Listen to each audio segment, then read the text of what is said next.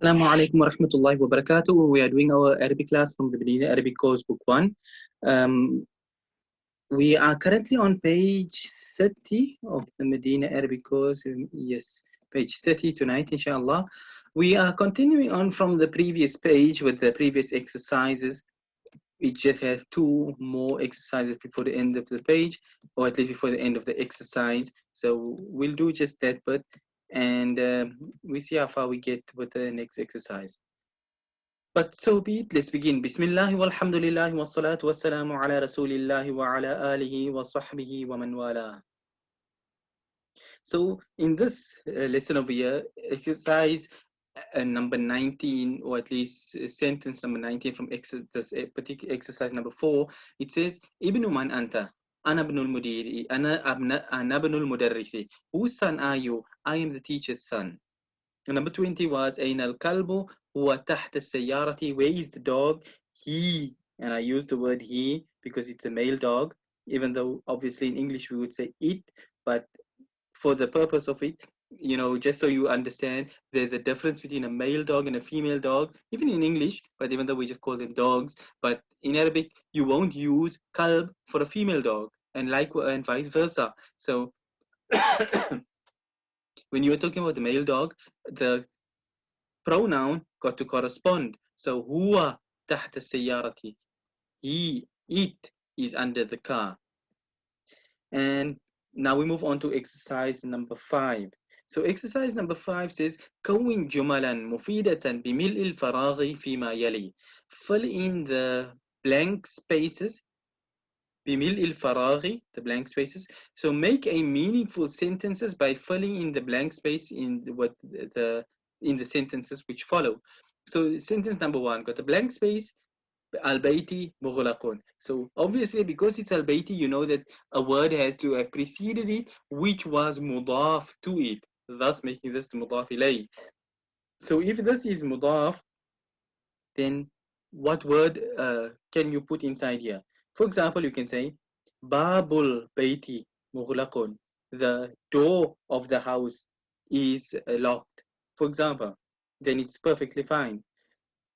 Next one is Aina something as-sayyarati.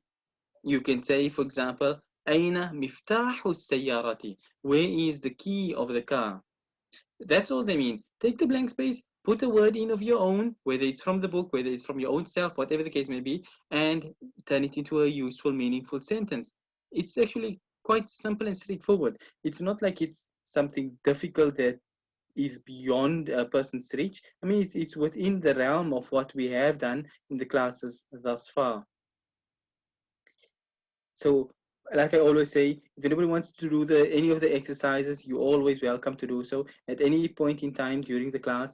If you want to do the next one, if you want to do the last one also, it's entirely up to you.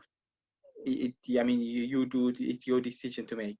But in any case, I'll carry on in the meantime. So number 3 says, Muhammadun sallallahu alayhi wasallam Rasulullah. That Rasulullah sallallahu alayhi wasallam, or at least Muhammad sallallahu alayhi wasallam, is the messenger of Allah. Number 4, something at-tabibi ba'idun. Why does this sound familiar? Okay, this must have been because I did it in the WhatsApp class. But in any case, so Baytu tabibi ba'idun, the house of the doctor is far, for example. You can put the word baytu in that situation to make it a meaningful sentence.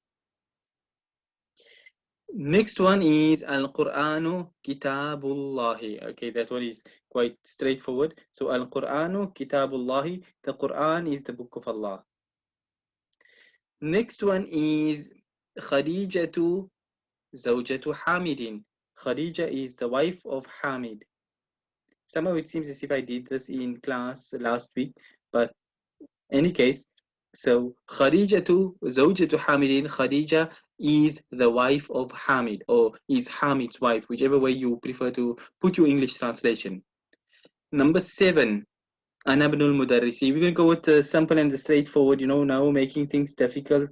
So Ana ibnul mudarrisi, I am the teacher's son. And then we've got number 8, which is something at-talibi maksurun. So we'll go again with the straightforward one, which is qalamu at-talibi maksurun. the pen of the student is broken. And then we've got number 9, which is babu of something maftuhun. So we'd say, let's switch things around and we say babul masjidi maftuhun. The door of the masjid is open, regardless of who wants to close the masjid down. The door of the masjid is open. And lastly, we've got kharaj al-mudarrisu, mean something of al-mudiri. Now, we've done enough of this sentence to know that, or at least I should say that we have used this particular word. So we would say kharaj al-mudarrisu min ghurfatil mudiri, that the teacher exited from the principal's room, min ghurfatil mudiri, from the principal's room. And that's the end of exercise number 5. It's quite simple and straightforward, much like the one we did on the previous page. It's just a lot of exercises just to ram the point home that you understand what exactly it is and how mudaf and mudaf ilayh works. All right, now we can move on to exercise number 6, and I'll do one and I'll leave it if anybody want to take another one. I'll give you a couple of seconds. But it says صحح التركيبات التالية. Now, if you heard me read it, I read it like a person who don't know what I'm saying over there. Sahih, it's got a sakin on the end, but you've got sahih and al. So when the next word starts with al, obviously we won't say sahih al. We'll join them. And the standard ruling is إذا حرك بالكسرة. When you are joining and a haraka is needed, you'll use a kasra. So you will say صحح التركيبات التالية, that correct the following sentences. تركيبات التالية. Correct the following sentences. Okay, so he says القلم الطالبي. القلم الطالبي. We are doing مضاف and مضاف إليه over here. So القلم الطالبي, it don't fit. So it will be قلم الطالبي. The mudaf will not have the alif and lam on. So قلم الطالبي, the alif and lam in that first word needs to go. That's how you correct the word sentence. So قلم الطالبي, the student's pen. باب السيارة. Now again, knowing مضاف and مضاف إليه, you'll know that قلم الطالب, I mean قلم باب السيارة can't work. So it will be باب السيارة, the car's door. بنت حامد. Same law over here, which is being misused, or at least I should say is intentionally being made wrong so that you can correct it, which is bintu hamidin. It shouldn't be dhammatain, should be kasratain. So that is bintu hamidin. Next one, ar-rasulullahi. So Rasulullahi. Once again, like the first sentence, you take the alif and the lam away. So Rasulullahi. Then next, the fifth sentence is Ismul Walada. Standard ruling with regards to the mudaf ilayhi that it will have a kasra. So Ismul Waladi. And then the last one over here, Ibnun al-Mudarrisi. Obviously, you don't join with a tanween, so you will make it Ibnul Mudarrisi. So Ibnul Mudarrisi, the teacher's son. Then he comes to exercise number 7. He says, Muhammadun, ya Muhammadu. Just focus on what he's saying. Muhammad, oh Muhammad. Ustadun, ya Ustadu. Teacher, oh teacher. Khalidun, ya Khalidu. Khalid, oh Khalid. Waladun, ya Waladu. Boy, oh boy. And we're not talking oh boy over here. But in any case, so Waladun ya walad. What is this? This ya is known as a harfi nida. A harfi nida is when you are calling out to someone. And one of the rules with regards to a harfi nida is that the monada, the person or the thing which is being called, will not have tanween. So where the word originally was Muhammadun, Khalidun, Ustadun, and Waladun, the minute you attach the ya onto it, you become ya Muhammadu, ya Ustadu, ya Khalidu, and ya Waladu. So you think of any sentence you can, any name or person that is called upon you will find that, I mean, you would know Ya Allahu. So yeah, that's something everybody knows. But you can think of anyone wherever you use the word Ya, the Ya of harf nida. Whenever it is used, the munada, the person being called, will not have tanween.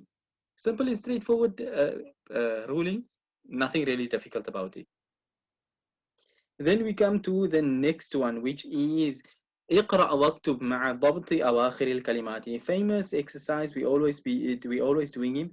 اقرأ واكتب مع ضبط أواخر الكلمات, meaning read and write, keeping in mind the endings of the words, because obviously, as you know, one of our main points over here is to be able to get our pronunciation correctly. So if you have understood the lesson, then you know how to apply the ruling in the situation here. If you have not understood the lesson, then obviously you're going to make mistakes in the exercise. So simply put, if you, I'll do, okay, I'll do it since, we are but short on participants. But in any case, Ya Aliyu, not Ya Aliyun. If you didn't understand how harfi nida works, you would have said Ya Aliyun, as opposed to saying Ya Aliyu, because if you said Ya Aliyu, you understood that the Ya is attached, so Aliyun cannot have tanween, it becomes Ya Aliyu. Bintu Hamidin, Ya Abbasu. Very good, Ya Abbasu, not Abbasun. Next word,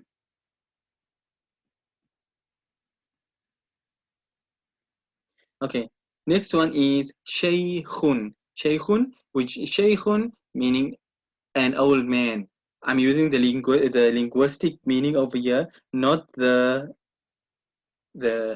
how should I use it? The terminology. So a sheikh literally means an old man, but it's used for ulama. Because why? The reason is because when people used to have studied the deen to that level, they would end up being old people. So, it became then colloquially used and accepted in society that you may be a youngster, but you're a sheikh.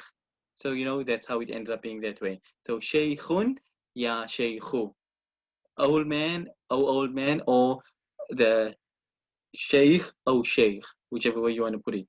The next one is ya rajulun. Ya rajulun is how you would be saying it if there was no harfi nida and you didn't or at least I should say, if you didn't understand the lesson, you would say ya rajulun. It should be ya rajulu. Rajulun, what ya rajulu. So ya rajulu, oh man. Now the next one is not ya sirru.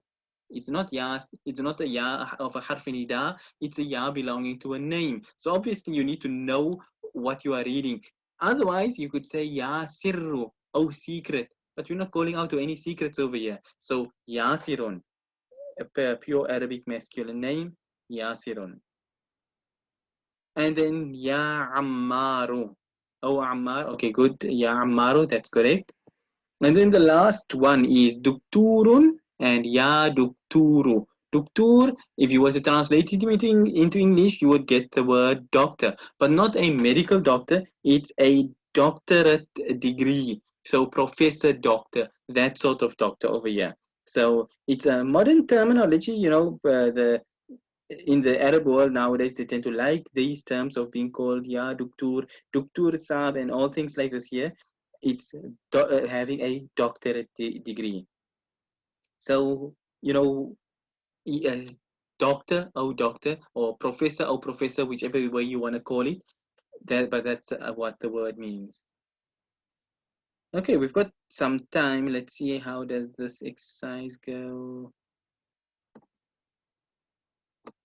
All right, let's move on into the next exercise over here, which is we are on page 31 now. اقرأ المثال الآتي ثم كون أسئلة مثله مشيرا إلى الصور التالية. It says, read the following example, المثال الآتي ثم كون أسئلة مثله, then make a question like it, مشيرا إلى الصور التالية, indicating towards the following pictures. So he's got a picture, كتاب من هذا, whose book is this? So you're the pen. قلم من هذا, whose pen is this? Okay, we've got 3 over here. So Qamisu man hadha. What's the purpose of this? These are words we have done before. So if you have kept up with your vocab, then you will know the answer to this. Obviously, if you've not been keeping up with your vocab, then you're going to fall short in this regard. But in any case, so Qamisu man hadha is this one here. Baytu man hadha, whose house is this? Whose shirt is this? And lastly, Sariru man hadha, whose bed is this? And that's the end of this exercise. Now we move on to exercise number 9. So he says, Ismun. Ismul waladi Muhammadun wasmul binti Zainabu. Ismul mudarrisi Hamidun masmul mudiri. He's showing the word ismun, that when it's freestanding, starting from the beginning of a sentence, then it has a kasra, as in ismun. Ismul waladi, as a hamzatul fasl. So the boy's name is Muhammad. Wasmu, not wa ismu. When you are joining on, you say wasmu. So wasmul binti Zainabu, and the daughter or the girl's name is Zainab. Ismul mudarrisi Hamidun.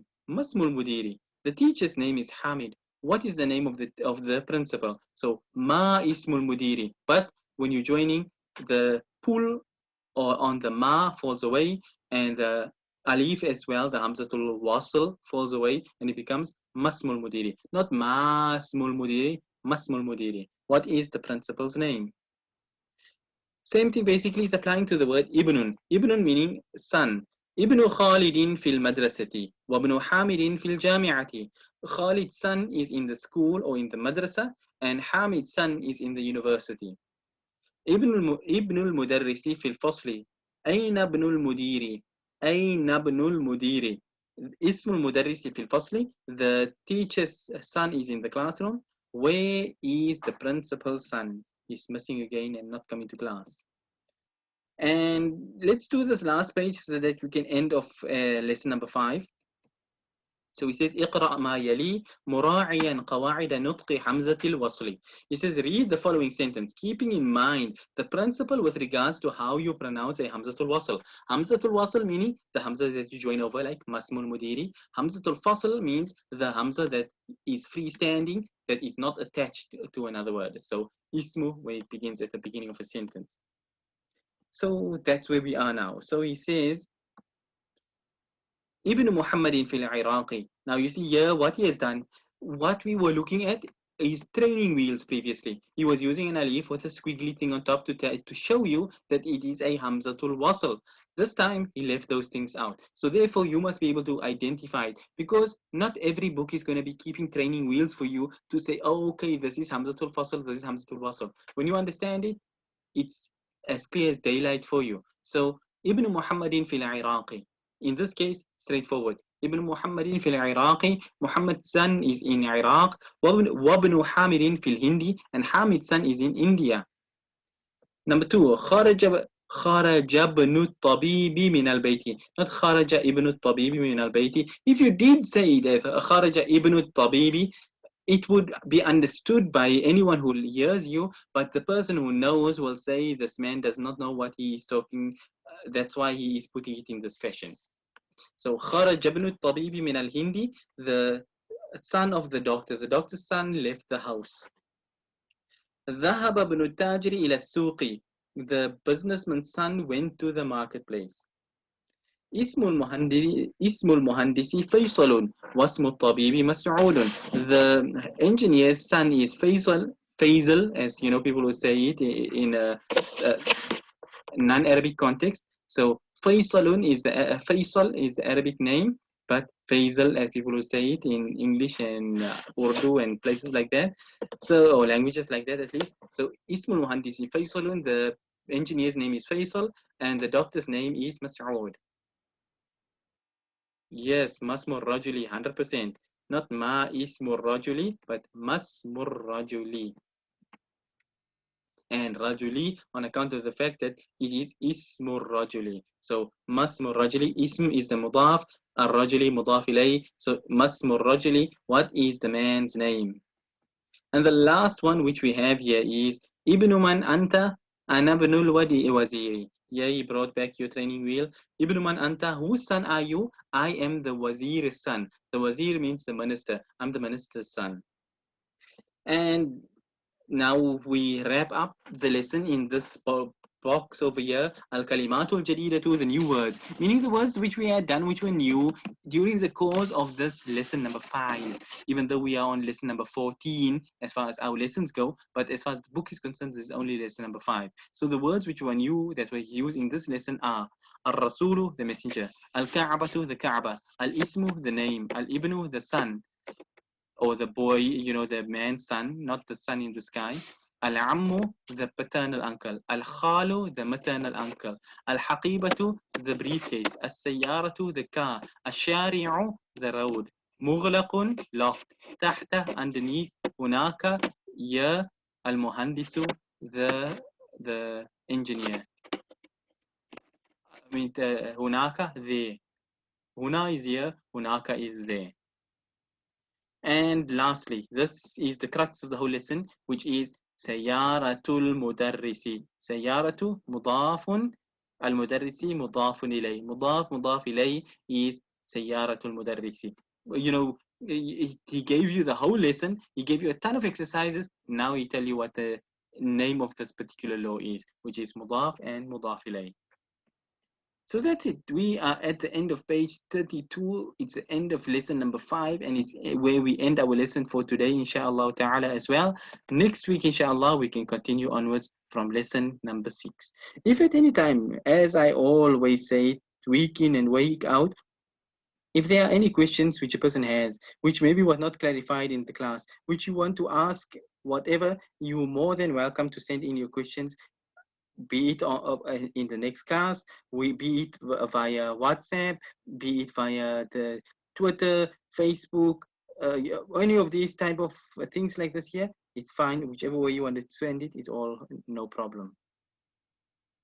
But that being that, we will end then on this point here, inshallah. Until next time, we end and we say, وصلى الله وسلم وبارك على نبينا محمد سبحان الله وبحمده سبحانك اللهم وبحمدك نشهد أن لا إله إلا أنت نستغفرك ونتوب إليك والسلام عليكم ورحمة الله وبركاته.